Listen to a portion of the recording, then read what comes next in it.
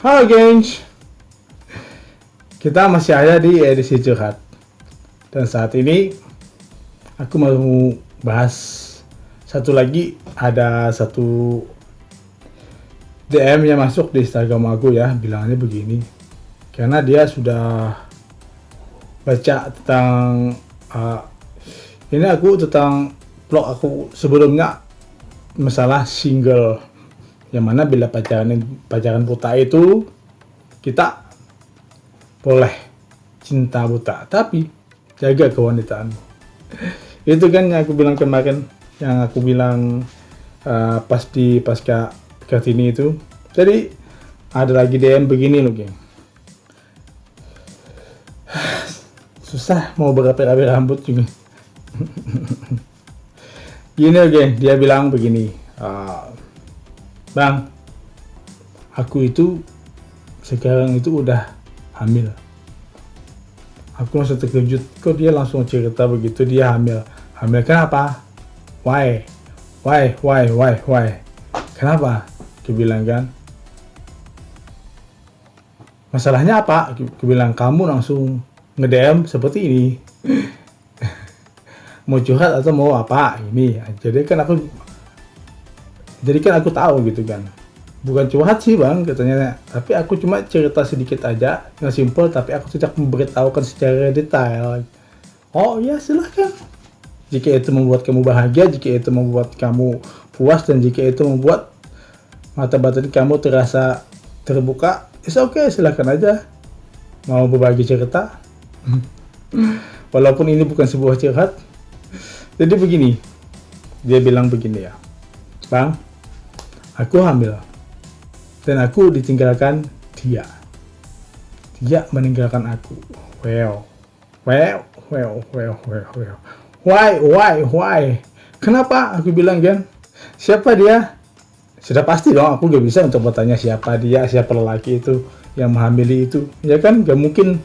Soalnya aku gak pengen yang terlalu ribet, yang terlalu kepo, terlalu banyak tanya, terlalu mengurusin itu juga aku tidak terlalu mau. Karena aku cuma pengen simple, why? Kenapa kamu sampai terjadi? Gitu kan?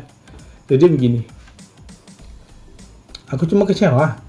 Dia bilang kan, dia itu ninggalin aku saat aku udah berbadan 2. Jadi saat ini dia pun tidak pernah mau tahu lagi dengan aku, dan dia pun menghilang. Dan aku yakin dia sudah bersama seorang yang lain di luar sana. Itu dia bilang. Jadi intinya kamu sedih ditinggalkan. Ya sudah pasti sedih dong bang, dia bilang kan. Ya. Jadi solusinya gimana ya? Kalau aku ini ya bang, biar aku bisa tenang. Aku pengen aku benar-benar bisa ikhlas lah gitu ya kan. Dia bilang ya, jadi kalau aku boleh tebak gitu, gue bilang kan, jadi di sini laki-laki itu tidak tanggung jawab sama kamu. Atas jawabannya itu, apakah karena dia tidak cinta, atau mungkin kamu sedang dengan keadaan yang tidak sadar, ataupun kamu dengan keadaan yang waktu itu suka. Tapi dia bilang ya entah terjadi kenapa begitu saja, plak ceritanya tuh simple lagi. Dia bilang simple bang, cuma begini aja, ketemu udah jadi lah. Jadi sistemnya ini gimana? Yang aku juga gak tahu ya, soalnya aku tidak terlalu untuk memperdalam pertanyaan. Aku cuma cukup is okay dengan penjelasan dia. Sepertinya dia tuh udah pasrah, sepertinya. Makanya aku tidak ingin terlalu tanya gitu. Tapi kalau aku boleh untuk klarifikasi, aku boleh mengatakan sesuatu hal yang aku bilang bahwa hal ini memang cukup mengasihanikan banget. Tapi aku sih sedikit geram juga sama pasangan dia yang sudah melakukan ini, yang sudah membuat dia bebadan dan malah meninggalkan. Ini sesuatu yang konyol banget. Tapi semestinya ini ada pertanggungjawaban dari pihak lelaki itu. Dan aku lihat sih dari DM itu gayanya itu sepertinya dia itu udah benar-benar pasrah, atau mungkin dia sudah melakukan minta pertanggungjawaban kepada si cowok itu kali ya. Tapi mungkin dia tidak bisa mendapatkan apa-apa dan akhirnya mungkin dia pasrah. Soalnya aku tidak mau terlalu kepo lagi. Cukup sampai di situ dia bercerita, is okay. Aku tidak mau terlalu mendalamin karena sesuatu yang lebih dalam itu akan ada sesuatu perubahan lagi nanti dalam pertanyaan aku, ya kan. Dan aku ingat loh geng, dengan teman baik aku 10 tahun lalu, ya dia teman CS aku lah gitu. Ini terjadi hal yang sama dengan yang mendm aku tadi. Dia juga dalam keadaan begini loh geng. Dia dalam keadaan suka sama suka juga, tapi otomatis kan walaupun kita dalam suka sama suka, otomatis sebelum terjadi itu pasti kita ada hal yang namanya kita saling mencintai, kita saling menyukai, dan pasti tidak mungkin juga hal itu terjadi karena dalam bertemu sekali dan langsung terjadi, tidak mungkin kan. Pasti, aku yakin itu pasti mungkin dia sudah kenal lama secara chat, secara ketemu, secara apa, lalu ada hati, lalu ada apa, lalu kemudian dan terjadilah hal kayak gitu, ya kan. Itu yang terjadi sama teman aku 10 tahun lalu ya. Dia bercerita gitu. Lalu ya kebetulan aku sih jadi teman yang paling sering ditemani untuk curhat. Jadi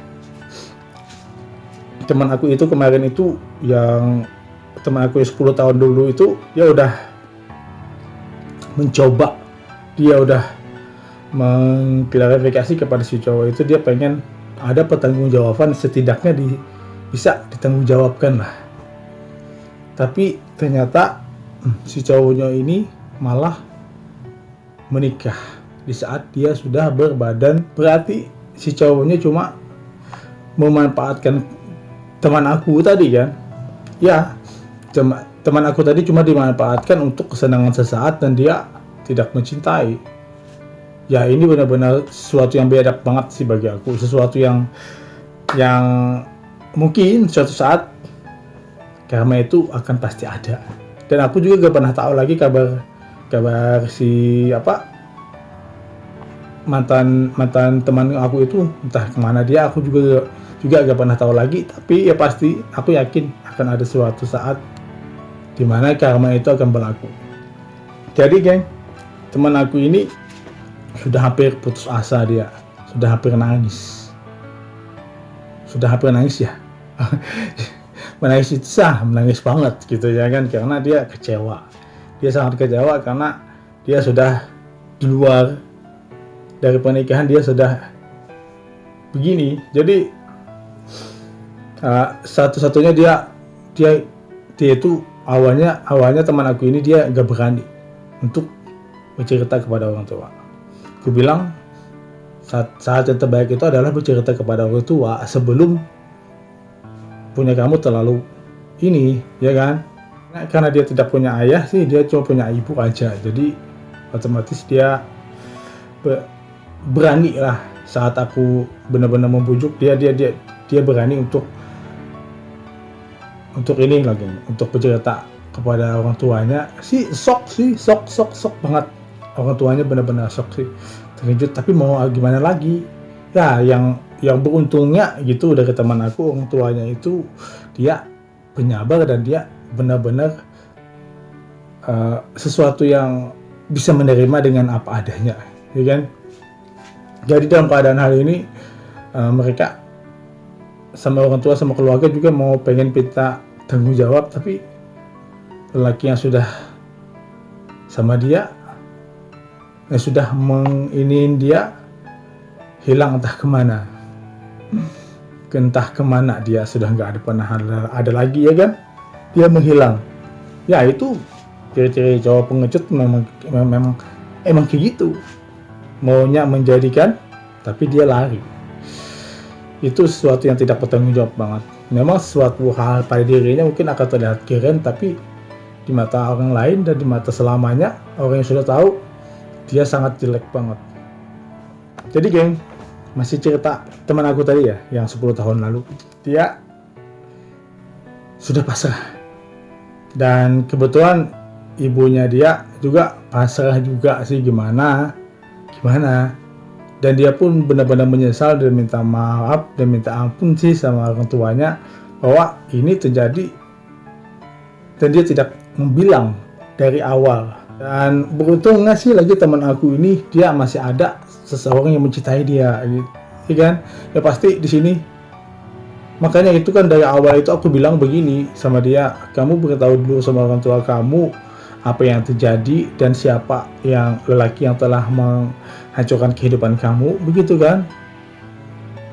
Baru kamu melakukan sesuatu yang satunya lagi. Karena saat itu kan teman aku ini, meskipun dia sudah ini, tapi masih ada satu orang yang paling baik hati banget yang mau mencintai. Tapi di saat itulah kami benar-benar konformi, aku sebagai teman dekat dan teman yang dipercaya waktu itu, dan dia, kami beremuk bertiga lah saat itu. Aku, teman aku yang ini, dan teman aku yang mencintai dia gitu. Jadi salah satu-satunya cara saat itu waktu dia belum bisa untuk menjelaskan kepada ibunya, kepada keluarganya, dia kan ada cowok gitu yang mencintai dia, yang namanya si A. Jadi si A ini dia pengen sih, dia mau dan dia merasa kasihan sih. Ya namanya cinta karena kasihan itu kan beda sama dengan yang namanya cinta karena benar-benar cinta. Dia ini benar-benar memulai pengen gitu menikahi teman aku tadi, karena dia memang dari dulu sudah ada hati juga kan. Tapi karena keadaan seperti ini, jadi aku, si A, teman aku yang hamil tadi, dan ada lagi teman-teman yang si A tadi, kami benar-benar beremuk. Jadi jika hanya begini, kami sependapat jika si yang hamil tadi, teman aku cewek tadi, ya harus benar-benar jujur kepada orang tua dulu, kepada keluarga dulu, dan beritahu dulu siapa yang telah menghamili dia. Jadi agar di sini kedepannya itu tidak disalahkan si A, ya kan? Nanti siapa tahu karena dia dekat dengan si A dan tiba-tiba kan si A yang disalahkan, oh si A yang ngamilin. Padahal tidak kan, padahal si bejat itu tadi yang melakukan, ya kan? Dan niat si A kan padahal pengen menyambungkan kehidupan teman aku tadi biar dia benar-benar tidak terlalu down dan dia bisa bahagia.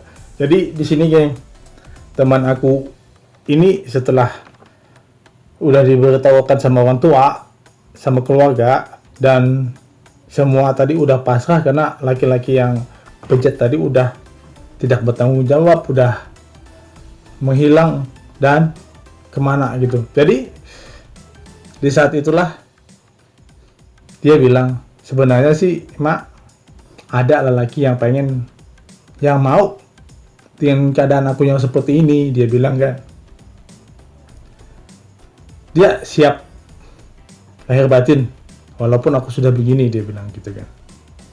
Lalu tanpa pikir panjang sih, keluarga mempertemukan dan aku ikut bahagia juga sih sama teman aku. Jadi masalah di sini tidak pengen mempermasalahkan masalah di kandungan ini tadi. Jadi yang paling tepat itu adalah, jadi niatnya tadi dari awal pengen mempermalukan si lelaki bejat tadi ke halayak publik, tapi si A, teman aku itu bilang gak usah,